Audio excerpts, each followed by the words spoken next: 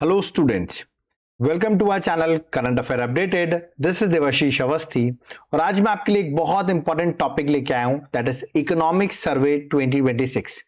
Economics का बहुत important topic है इकोनॉमिक सर्वे और इससे क्वेश्चंस एग्जाम में बहुत पूछे जाते हैं। सो आज मैं जितने भी एमसीक्यूज हैं इस बार के इकोनॉमिक सर्वे से वो सारे आपको एक सिंगल लेक्चर में कवर करूंगा। लेक्चर को एंड तक जरूर देखिएगा। ये बहुत डिफिकल्ट होता पढ़ने के लिए, बट यहां पर मैंने एमसीक्यू फॉर्मेट में बना रखा है तो आपको बहुत आसान होगा इस लेक्चर को देखने के लिए। ओके, और अगर आप चाहते हैं ऐसे ही हम लेक्चर्स और आपके लिए बनाते रहें तो आप इस वीडियो को लाइक जरूर करिएगा, जिसमें हम और भी आपके लिए ऐसे टॉपिक वाइज लेक्चर्स बनाते रहें। तो चलिए लेक्चर को स्टार्ट करते हैं, देखते हैं इकोनॉमिक सर्वे 2026। स्टार्ट करने से पहले मैं बता दूं आपके एग्जाम्स हैं, उसको देखते हुए हमने आपके लिए जुलाई से लेके फरवरी 2026, मतलब जुलाई 2025 से लेके फरवरी 2026 की एक लेटेस्ट 8 मंथ की करंट अफेयर्स की बुकलेट पब्लिश की है। ये एक न्यू बुकलेट है जिसमें आपको 1700 एमसीक्यूज मिल जाएंगे। एमसीक्यूज क्या देखिए डिस्क्रिप्टिव रहेंगे, मतलब यहां पर देखिए जो आंसर्स रहेंगे वो डिस्क्रिप्टिव फॉर्म में है, आंसर डिटेल फॉर्म में, इमेजेस यूज होंगी और आप ये 1700 एमसीक्यू कर लीजिए, आपको एक भी क्वेश्चन बाहर देखने को नहीं मिलेगा एग्जाम में। और अगर आप सोचें बुकलेट मिलेगी कैसे, तो नीचे आपको मेरा व्हाट्सएप नंबर दिया हुआ है 8815306208, इस पर आप व्हाट्सएप करिए, आपको डिटेल्स मिल जाएगी कैसे आप बाय कर सकते हैं। ठीक है, और जो लोग एप्लीकेशन से बाय करना चाहते हैं, मेरे एप्लीकेशन का नाम है देवाशीष क्लासेस, लिंक मैंने इसका डिस्क्रिप्शन बॉक्स में दे दिया है। आप ऐप को डाउनलोड करिए और वहां पर जाके करंट अफेयर्स के कोर्स को बाय करेंगे तो वहां पर भी आपको ये बुकलेट जो है अवेलेबल हो जाएगी। ओके, तो चलिए अपने टॉपिक पे वापस आते हैं और स्टार्ट करते हैं इकोनॉमिक सर्वे 2026। स्टार्ट करने से पहले एमसीक्यू स्टार्ट करने से पहले मैं आपसे थोड़ा सा बेसिक आपको व्हाट इज इकोनॉमिक सर्वे जो है वो मैं आपको एक्सप्लेन करता हूं। तो चलिए स्टार्ट करते हैं इकोनॉमिक सर्वे 2025-2026। सबसे पहले इकोनॉमिक सर्वे होता क्या है, देखिए बहुत सिंपल टर्म्स में अगर मैं बताऊं तो इकोनॉमिक सर्वे एक ईयरली रिपोर्ट कार्ड है इंडियन इकोनॉमी का, मतलब देश की इकोनॉमी कैसी चल रही है उसका एक तरीके से रिपोर्ट कार्ड होता है जिसको हम इकोनॉमिक सर्वे कहते हैं। ठीक है, अगर डिटेल डेफिनेशन देखें तो एक तरीके से एनुअल रिपोर्ट है गवर्नमेंट ऑफ इंडिया की जो एक्सप्लेन करती है कि कंट्री की इकोनॉमी कैसी है थ्रू डाटा, मतलब बहुत से डाटा प्रेजेंट करते हैं, ट्रेंड्स दिखाते हैं, एनालिसिस करते हैं, जिसके थ्रू आपको देश की कंट्री की इकोनॉमी के बारे में डिटेल्स पता चलती हैं। जिस तरह बजट जो होता है वो आने वाले के बारे में बताता है, फ्यूचर में हम कैसे कहां कहां खर्चे करेंगे। इकोनॉमिक सर्वे आपको जो भी चीजें पास्ट ईयर में हुई हैं उनको एनालिसिस करके आपको सारी डिटेल्स बताता है, जैसे कि ग्रोथ कैसे रही, इन्फ्लेशन क्या रहा, जॉब्स क्या रही, एक्सपोर्ट्स क्या रहे, ये सारी चीजें आपको डिटेल में यहां पर पता चलती है इन इकोनॉमिक सर्वे, मतलब पास्ट ईयर के बारे में आपको सारी डिटेल्स पता चलती है और फ्यूचर में जो भी सोल्यूशंस हो सकते हैं गवर्नमेंट जिस पर वर्क कर सकती है वो भी यहां पर मेंशन रहते हैं। तो बड़ा इंपॉर्टेंट है इकोनॉमिक सर्वे। देखिए इसको पब्लिश कौन करता है, इकोनॉमिक सर्वे को सबसे पहले बनाता कौन है, देखिए इसको बनाता है एक डिवीजन है जिसका नाम है इकोनॉमिक डिवीजन, जो कि डिपार्टमेंट ऑफ इकोनॉमिक अफेयर के अंदर आता है, वो इसको प्रिपेयर करता है। डिपार्टमेंट ऑफ इकोनॉमिक अफेयर याद रखिए मिनिस्ट्री ऑफ फाइनेंस के अंदर आती है, वो इसको प्रिपेयर करती है और इसको ओवरऑल सुपरविजन जो रहता है वो चीफ इकोनॉमिक एडवाइजर जो एट प्रेजेंट वी अनंत नागेश्वरन है, ये उनकी इमेज है, इनके अंदर ये इकोनॉमिक सर्वे बनाया जाता है। ठीक है, फिर आगे चल के इस इकोनॉमिक सर्वे को फाइनेंस मिनिस्टर जो है वो हाउस ऑफ द पार्लियामेंट में रख देती है, both the houses of parliament में फाइनेंस मिनिस्टर इसको रखती है। ठीक है, बजट आने के पहले जस्ट एक दिन पहले इसको रिलीज किया जाता है, बट इस बार मैं आपको बता दूं 29 जनवरी को आपका इकोनॉमिक सर्वे आया था। ठीक है, बट याद है बिफोर द यूनियन बजट इसको प्रेजेंट किया जाता है। इस बार जो इकोनॉमिक सर्वे है 2025-2026 यार इसमें टोटल 15 चैप्टर्स हैं, ये भी बहुत इंपॉर्टेंट है कि इस बार टोटल 15 चैप्टर्स हैं, तो बड़ा है इकोनॉमिक सर्वे, बट मैं आपको एमसीक्यू फॉर्मेट में बहुत इजीली आपको कवर कराता हूं। ठीक है, तो चलिए स्टार्ट करते हैं और देखते हैं क्या क्या एमसीक्यूज हैं इकोनॉमिक सर्वे के। Let's start. सबसे पहला क्वेश्चन और most important question, as per economic survey 2025-2026 india's real gdp growth rate for financial year 26 is estimated at, तो इंडिया की रियल जीडीपी ग्रोथ रेट जो है वो कितनी एस्टिमेट की गई है। ऑप्शंस आपके सामने हैं, मैं आपको डायरेक्ट करेक्ट आंसर बताऊंगा, इसमें आपको करेक्ट आंसर याद हो सके। करेक्ट आंसर 7.4%, इंडिया की रियल जीडीपी ग्रोथ रेट है 7.4%, ये आपके इकोनॉमिक सर्वे में बताया गया है। ठीक है, अब देखिए जो इकोनॉमिक सर्वे फाइनेंशियल ईयर 2026 का रियल जीडीपी ग्रोथ रेट बताया गया है 7.4%। ठीक है, अब देखिए मैं आपको रियल जीडीपी होता क्या है, जितना भी टोटल प्रोडक्शन की वैल्यू होती है, ठीक है, उसमें से आप इन्फ्लेशन को हटा दीजिए तो आपको रियल जीडीपी मिल जाती है, मतलब इन्फ्लेशन हटा देंगे तो जो एक्चुअल ग्रोथ है वो आपको पता चल जाएगी, उसी कहते हैं हम रियल जीडीपी। ठीक है, और ये भी बताया गया इस बार बड़ा अच्छा आपका रियल जीडीपी जो ग्रोथ रेट है वो 7.4% है। तो यहां पर एक वर्ड यूज किया गया आपके इकोनॉमिक सर्वे में, that is Goldilock phase. Goldilock phase मतलब होता है जब आपका ग्रोथ बहुत अच्छा हो, महंगाई बहुत कम हो, लो इन्फ्लेशन हो, स्टेबिलिटी हो बहुत अच्छी, तो इसको कहते हैं बैलेंस सिचुएशन, और इस बैलेंस सिचुएशन को कहते हैं गोल्डीलॉक इकोनॉमी। ओके, तो एट प्रेजेंट गोल्डीलॉक इकोनॉमी की बात की गई है, इसलिए आप देखिए आपका जो रियल जीडीपी ग्रोथ रेट है वो 7.4% है। ओके, चलिए नेक्स्ट क्वेश्चन में आते हैं, question number second. Economic survey, as पर economic survey the projected real GDP growth rate for financial year 2027 is, तो आपका projected real GDP growth range कितनी है, ये क्वेश्चन पूछा गया है। ऑप्शंस आपके सामने हैं, ये जो रेंज है उसका करेक्ट आंसर बताना। करेक्ट आंसर 6.8% टू 7.2%, तो ये रेंज है, दैट इज सी जो है करेक्ट आंसर है। एक तरीके से फोरकास्ट है आपका फ्यूचर वैल्यूज को लेके, तो 6.8 से 7.2%, again a very important question. Next question number third, what is the projected GVA growth rate for financial year 2026? GVA gross value added, तो जीवीए के बारे में बात करेंगे, वो जीवीए होता क्या है। तो अभी कितना है, पहले प्रोजेक्टेड जीवीए ग्रोथ रेट कितना है, तो करेक्ट आंसर डी है 7.3%। देखिए ग्रॉस वैल्यू एडेड में आपको बहुत सिंपल तरीके से बताता हूं, जो भी वैल्यू आपकी इकोनॉमी में प्रोड्यूसर्स ऐड करते हैं, क्रिएट करते हैं, उसको हम कहते हैं gross value added. Simple term से बताऊं, अगर 100 रुपए की कोई ब्रेड है, ठीक है, और उस ब्रेड को बनाने में फॉर एग्जाम्पल 60 रुपए लगते हैं, जैसे उसका तेल, मैदा, बिजली वगैरह सब खर्च वर्च मिला के 60 रुपए लगते हैं, तो एक्चुअली 40 रुपए जो है 100 में से 60 माइनस कर दी, 60 तो बनाने में लग गया, तो 40 रुपए जो है वो वैल्यू ऐड हो गई इसकी, ठीक है। तो 40 रुपीज याद रखिएगा आपका ग्रॉस वैल्यू एडेड हो गया। तो ऐसे सिंपल टर्म्स में मैंने बताया जीवीए होता क्या है। अब देखिए जीवीए और जीडीपी का भी एक बड़ा अच्छा रिलेशन है, और ये फॉर्मूला एग्जाम में पूछा जाता है। जीडीपी आपका GVA plus taxes minus subsidy होता है, तो ये फॉर्मूला आपको याद रखना है। जैसे एग्जांपल के तौर पे एक अलग एग्जांपल बताता हूं, मान लो किसी चीज का ग्रॉस वैल्यू एडेड जो है वो 100 है, ठीक है, और आपको उसमें 10 रुपए टैक्स लग रहा है, 10% टैक्स लग रहा है, और सरकार आपको 5 रुपए सब्सिडी दे रही है, तो आपका जीडीपी कितना हो जाएगा, दैट इज 105। तो आपको याद रखना है जीडीपी क्या होता है, ये मैंने आपको एक्सप्लेन किया है। ओके, चलिए आगे बढ़ते हैं, नेक्स्ट क्वेश्चन में फोर्थ में आते हैं।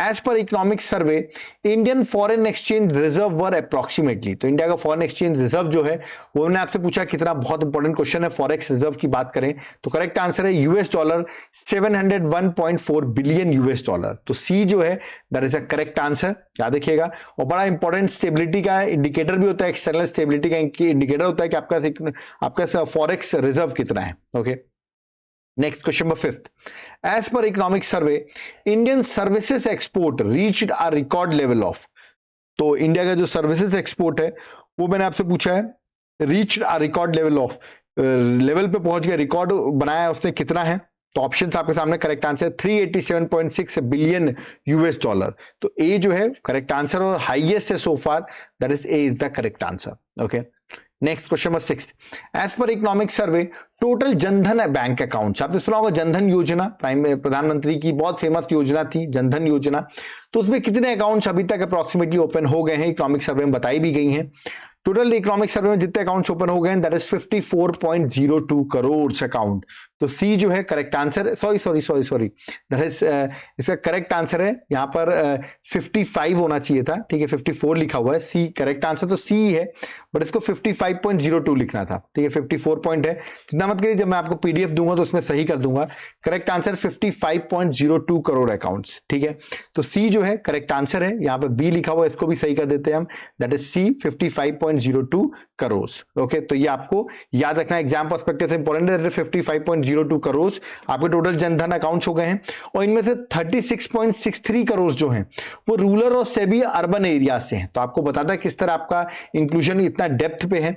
और प्रधानमंत्री जनधन योजना को, जिसमें इतने सारे लोगों को फॉर्मल बैंकिंग मिला है, इसको हम बैंकिंग रेवोल्यूशन के नाम से भी जानते हैं। ओके, चलिए नेक्स्ट क्वेश्चन में आते हैं, question number 7, India's global share in services export increase to, तो इंडिया का सर्विसेज जो एक्सपोर्ट है वो कितना इंक्रीज हुआ ये पूछा गया है, तो करेक्ट आंसर है 4.3%।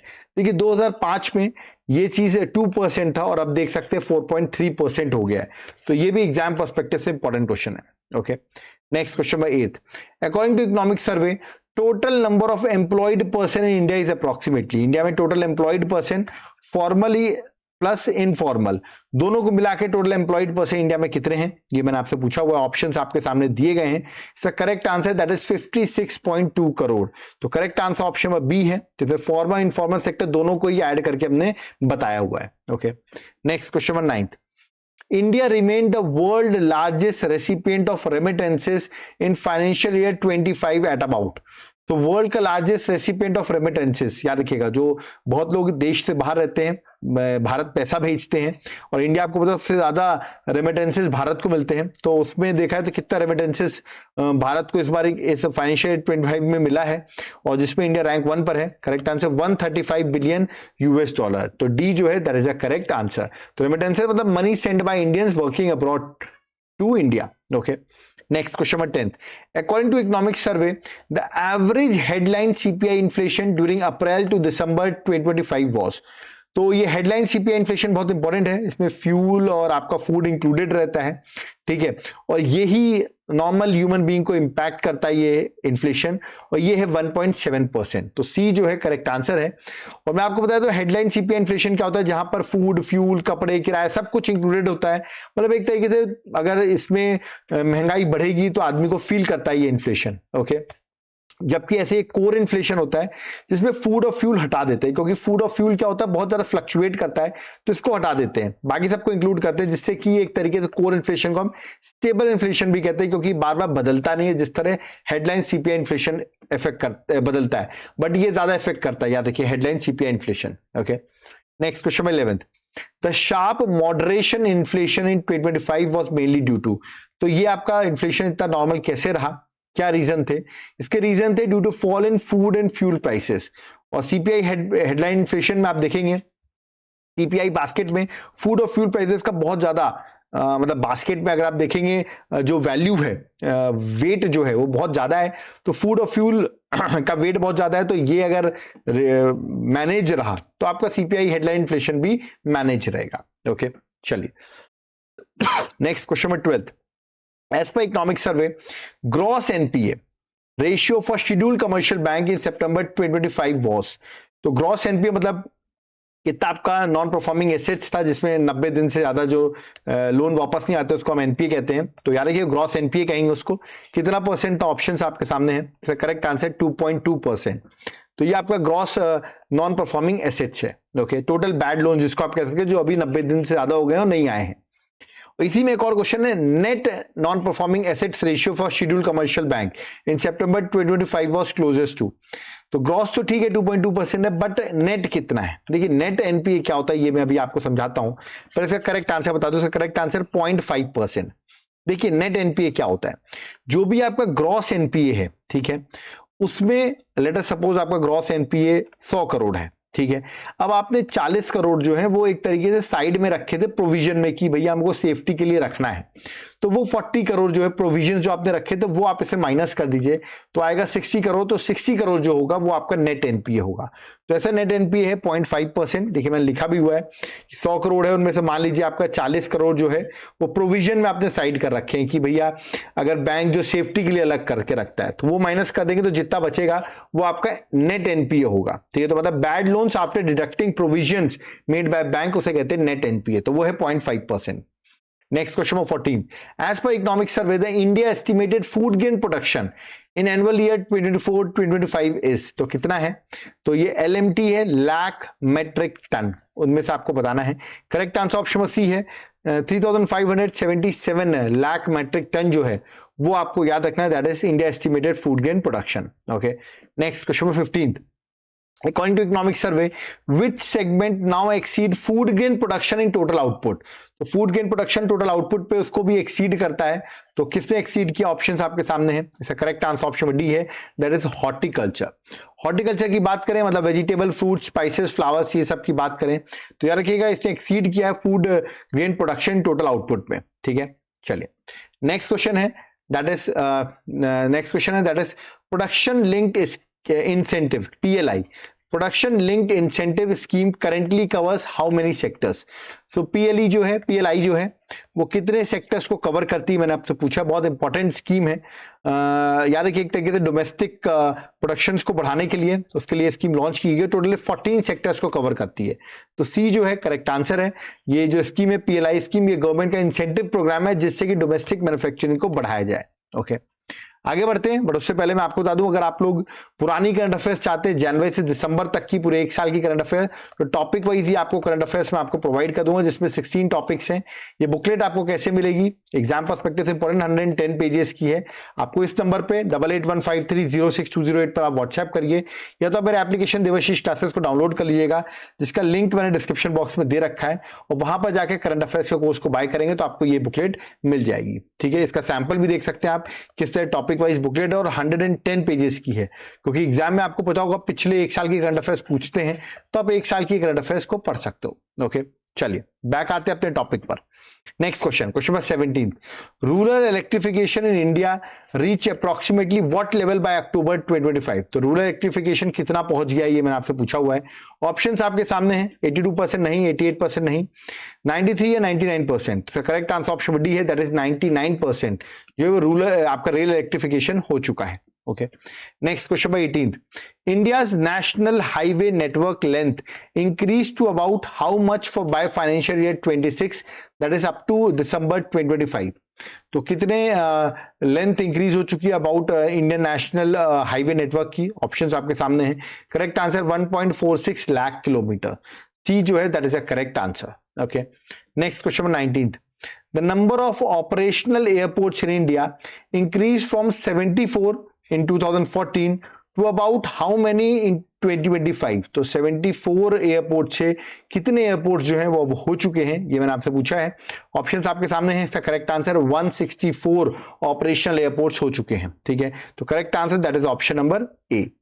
Next, India is currently world's dash largest domestic aviation market. तो इंडिया डोमेस्टिक एविएशन में कौन से नंबर की मार्केट है, तो करेक्ट आंसर 3rd नंबर की। तो बी जो है करेक्ट आंसर, रैंक 1 पे यूएसए है, फिर चाइना है, इंडिया जो है वो रैंक 3rd पर है। Next question number 21, according to economic survey what is India's rank in global innovation index 2025। तो इसमें इंडिया की रैंकिंग कितनी है, ऑप्शंस आपके सामने हैं। तो करेक्ट आंसर 38th जो है वो इंडिया की रैंक है, और इंप्रूव की है, देखिए 2019 में 66 थी, और आप देख सकते हैं 38th रैंक हो चुकी है। Next question number 22, the new labour codes formally recognises which category of workers. तो न्यू लेबर कोड्स जो अभी आए हैं उसमें किसको फॉर्मली रिकॉग्नाइज किया गया है, किन वर्कर्स को, करेक्ट आंसर गिग इकोनॉमी के वर्कर्स को, that is gig and platform workers. याद रखिएगा, वो वर्कर्स जो ऐप और प्लेटफॉर्म बेस्ड वर्कर्स होते हैं, जैसे डिलीवरी में, राइड में, ओला वगैरह, उबर में हम देखते हैं, ठीक है, जोमेटो वगैरह हम देखते हैं, ब्लिंकिट वगैरह देखते हैं, तो इनको कहते हैं गिग वर्कर्स। ठीक है, तो इनको इंक्लूड किया गया है, आपको याद रखें, formal recognise labour new labour codes में। Okay, next question number 23, as पर UDISC 2024-2025 gross enrolment ratio at the primary level in India is closest to. तो ग्रॉस एनरोलमेंट रेशियो जो है वो कितना है, वो आपको बताना। ऑप्शंस आपके सामने से, करेक्ट आंसर सी है आंसर, दैट इज 90.9%। मैं आपको बताता हूं ग्रॉस एनरोलमेंट रेशियो होता क्या है। देखिए, ये जो ये अभी यहाँ पे लिखा हुआ था, that is UDISC, full form बता देता हूँ, United district information system for education. ठीक है, तो ये डाटा प्रोवाइड करती है, और ग्रॉस एनरोलमेंट रेशियो जो है सेकेंडरी स्टेज की वो है 78.7%, प्राइमरी स्केल की 90.9%। देखिए, ग्रॉस एनरोलमेंट रेशियो होता क्या, मैं आपको बहुत सिंपल टर्म से बताता हूँ।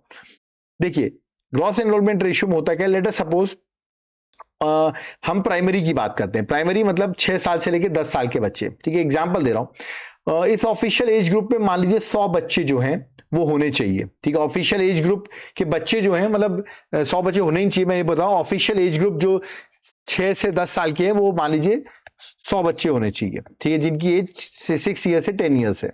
ठीक है, लेकिन स्कूल में टोटल एनरोल्ड स्टूडेंट जो है 6 साल से 10 साल के बीच में वो एनरोल्ड है 110। कैसे, देखिए, ऐसे हो सकता है कि ऑफिशियल एज ग्रुप के बच्चे जो हैं वो 100 होने चाहिए। ठीक है, बट मान लीजिए सही एज के 95 बच्चे ही हैं। ठीक है, और 10 बच्चे जो ओवर एज हैं, मतलब लेट एडमिशन हुआ है, बट अभी वो इसी प्राइमरी क्लास में उनका एडमिशन हुआ है।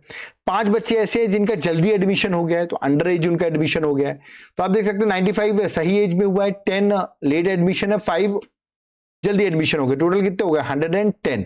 तो 110 टोटल एनरोल्ड बच्चे हो गए, और ऑफिशियल एज ग्रुप ऑफ जिन बच्चों का होना चाहिए था, ऑफिशियल एज ग्रुप वो 100 होना चाहिए था, इंटू 100, तो देखिए 110% आपका ग्रॉस एनरोलमेंट रेशियो आ गया। तो ये ग्रॉस एनरोलमेंट रेशियो आपका 100% से ज्यादा भी हो सकता है, तो ये आपको याद रखना है। ठीक है, next question number 24, since 1990 India's maternal mortality rate has declined by about, कितना डिक्लाइन कर चुका है? ऑप्शंस आपके सामने हैं, इसका correct answer that is option number D 86%। और मैटरनल मोर्टेलिटी रेट मतलब मैटरनल डेथ पर लाख लाइव बर्थ, तो यार 1 लाख लाइव बर्थ में कितनी माँ की डेथ होती है, मैटरनल डेथ होती है, उसको कहते हैं मैटरनल मोर्टेलिटी रेट।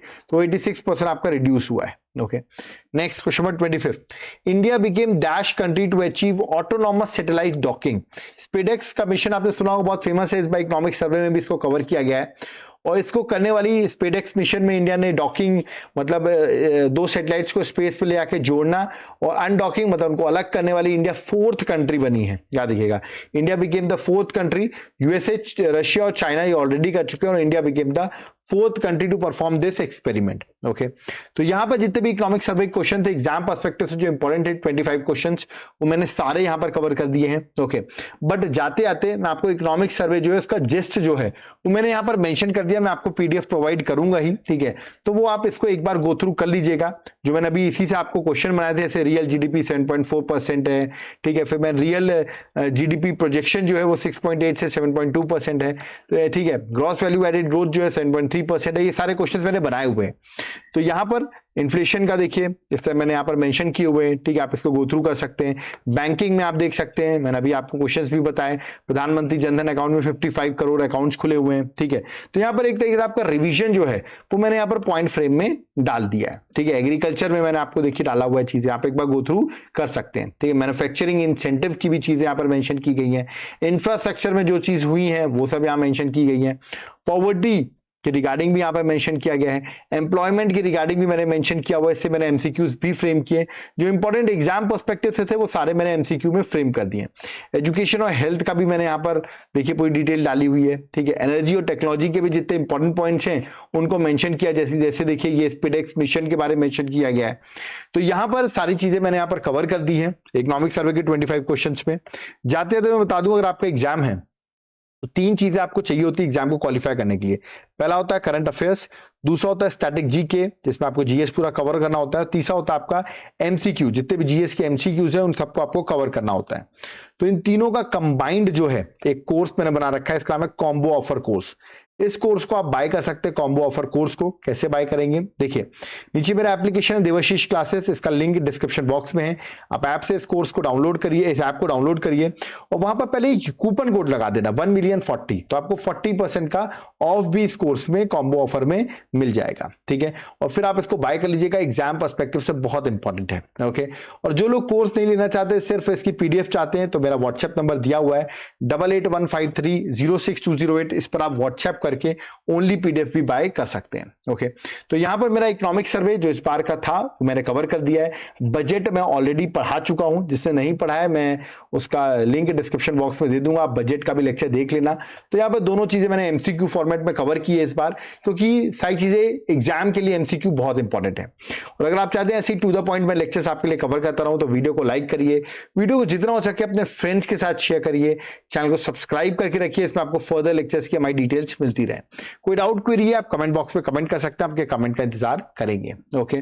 और ये रहा व्हाट्सएप नंबर, नोट्स के लिए आप इस नंबर पे व्हाट्सएप करके भी नोट्स को बाय कर सकते हैं, ओके। तो अब यहाँ पे मुझे चलना होगा। सो थैंक यू एवरीवन, जय हिंद, जय भारत, जय जगन्नाथ।